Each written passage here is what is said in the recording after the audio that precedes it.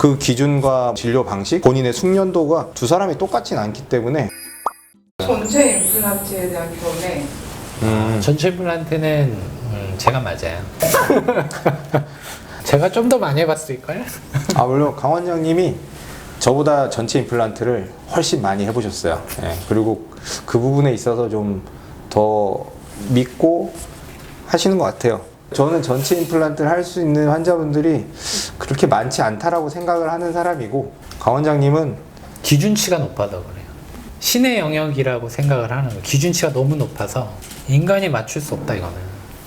기준치가 본인이 되게 높아요. 그러니까 제가 하는 웃어야 거는 될지 제가 하는 거는 저한테 한 방 좀 먹이고 있는 것 같고 뭔가 이렇게 완벽하지 못하다라는. 그러니까 그 기준이 강 원장님이 얘기하는 그 기준은 전체 치아 임플란트를 할 때 그 기준을 원래 내 치아가 있을 때만큼의 기준으로 이제 나는 생각을 한다라는 거죠. 근데 그런 기준으로 따졌을 때는 이제 발치를 했는데도 뼈가 굉장히 좋고 이런 사람이 많지 않으니까, 사실 저는 그래요. 이제 발치를 전압 발치라고 틀니를 좀 한동안 쓴 사람들은 전체 임플란트를 했을 때 뭐 미적으로나 기능적으로 제 기준에는 그렇게 만족스러울 만큼 나오는 사람이 많지는 않아요. 그래서 전체 임플란트를 저도 하긴 했죠. 이제 그렇게 했을 때의 경우들은 정말 뼈가 너무 좋아서 틀리하기 아까운 분들에게 권해드린 적이 있고요. 제가 두 번째는 이제 환자분과 충분히 협의를 해서 인정을 했어요. 환자분들 이렇게 해서 이렇게 이 정도 한계치가 있다. 나도 이 임플란트를 해서 내가 이걸 평생 쓸 거라고 생각하지 않는다. 하지만 내가 이 나이에 지금 틀니를 쓰기는 너무 싫다. 한정적인 기간을 쓰더라도 임플란트를 한번 해보고 안 되면 그 다음에 틀니를 해보고 싶다. 이렇게 하신 분과는 제가 협의를 하고 전체 임플란트를 해요. 근데 이제 그 기준이 좀 다를 수가 있겠죠. 강 원장님이랑 저랑. 그래서 저는 제 기준은 조금 더 자연치에 가깝게 만들 수 있을 경우에 전체 임플란트를 좀 권해드리는 편이고, 강 원장님은 그래도 틀니보다는 그래도 전체 임플란트를 해서 틀니를 안 쓰는 게 더 낫다라고 좀 생각을 하시는 것 같아요.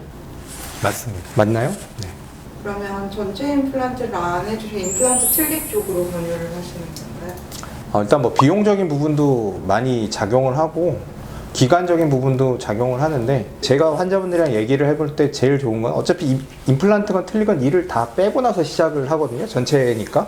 임플란트를 한다고 해도 그 중간 기간에 임플란트가 이제 뼈랑 붙는 기간이나 수술 기간에는 분명 이제 틀니를 사용을 하게 돼요. 임시 틀니를.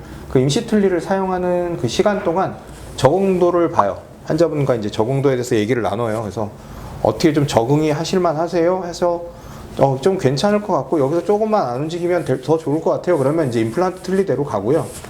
난 이게 너무 구역질이 나고 해서 도저히 못 쓰겠어요. 그러면 전체 임플란트로 바꿔서 진료를 보고 있어요. 근데 그런 부분에 있어서 이제 저는 처음에 무조건 전체 임플란트로 다 할 거예요 라고 얘기를 하기보다는 적응 기간도 좀 가져보시고 괜찮으면 틀니로 하셔도 나쁘지 않습니다 라고 얘기를 하죠. 제 기억에 장세택님 있잖아요. 모델분.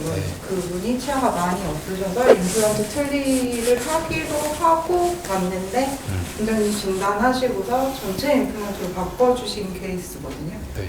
근데 그분 같은 경우는 뼈가 너무 좋아서, 뼈가 너무 좋은데 틀니를 굳이 할 필요가 없거든요. 그럼 이게 말씀하셨던 그 부분이네요. 진단을 받아봤더니 두 군데에서 다 다르게 말을 했다.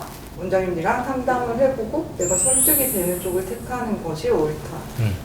그쵸. 저희가 이제 둘이 친구고 요새는 예전보단 덜하긴 하지만 초창기 때는 정말 진료에 대한 얘기 되게 많이 하고 이거 이렇게 하는 게 어떠냐, 맞냐, 뭐 계획도 이렇게 하는 게 맞냐.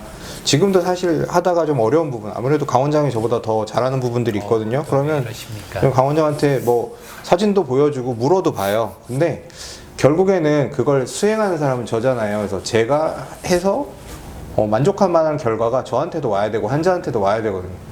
그래야 그 진료를 볼 수가 있는 것 같아요. 근데 그 기준과 뭐 진료 방식, 본인의 숙련도가 두 사람이 똑같진 않기 때문에 같은 이름의 병원을 하고 진료에 대한 정보도 많이 공유하지만 서로의 진단 기준의 차이가 있을 수가 있죠.